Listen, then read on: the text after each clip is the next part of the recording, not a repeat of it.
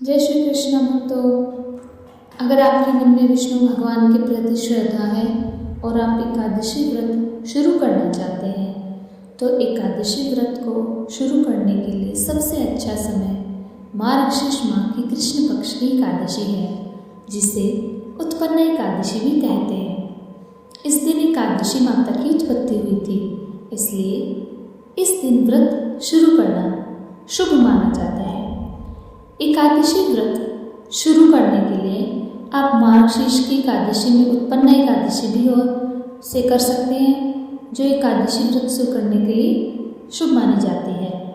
इसके अलावा हिंदू कैलेंडर में पहला माह चैत्र की कृष्ण पक्ष की एकादशी को पाप मोचनी एकादशी भी कहते हैं, जो एकादशी व्रत शुरू करने के लिए एक और विकल्प है।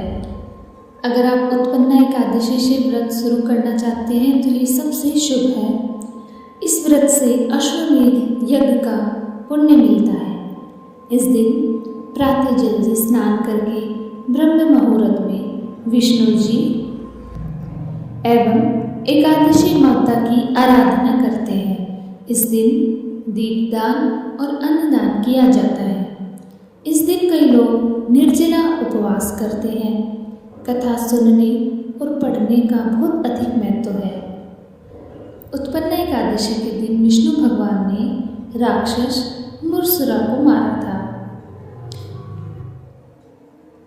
उत्पन्न एकादशी पूजा विधि: सुबह जल्दी उठकर स्नान आदि से निवृत्त हो जाएं, घर के मंदिर में दीप प्रज्वलित करें, भगवान विष्णु का गंगा जल से अभिषेक करें, भगवान विष्णु को पुष्प और तुलसी दल अर्पित करें।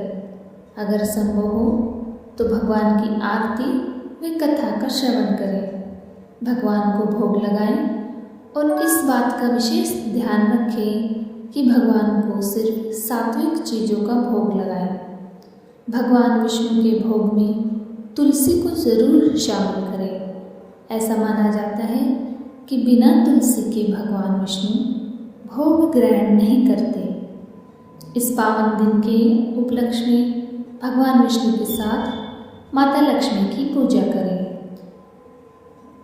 ऐसा माना जाता है कि एकादशी व्रत को शुक्ल पक्ष से ही शुरू करना चाहिए। यह तथ्य निराधार है। आप अगर एकादशी व्रत प्रारंभ करना चाहते हैं तो साल की सबसे बड़ी एकादशी उत्पन्न एकादशी, जो कृष्ण पक्ष में पड़ती है, इस दिन से आप एकादशी व्रत को शुरू करें। एकादशी व्रत करने से व्यक्ति के पाप मिट जाते हैं और जीवन के अंत में भगवान विष्णु की कृपा से उसे मोक्ष मिलता है। एकादशी के नियमों का जरूर पालन करें। इस दिन आप ब्रह्मचर्य के नियमों का पालन करें और भोग विलास आदि से दूर रहें और किसी भी हिंसा से आप दूर रहें। एकादशी व्रत भगवान विष्णु की पूजा और उनके आशीर्वाद की प्राप्ति के लिए रखते हैं। जीवन के अंत में भगवान विष्णु की कृपा से ही व्यक्ति को मोक्ष की प्राप्ति होती है। बोलो जय श्री कृष्ण।